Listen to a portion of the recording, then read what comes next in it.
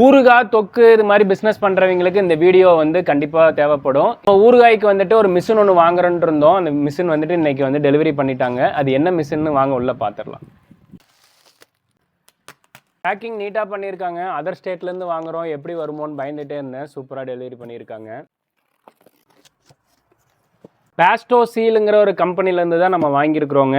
Air gun வாங்கியிருக்கிறோம். இது வந்து நம்ம பிக்கிளுக்கு வந்து மேலே அப்படியே ஏர்கன் அடித்தோம் அப்படின்னா அழகாக சீல் ஆகிக்கும்.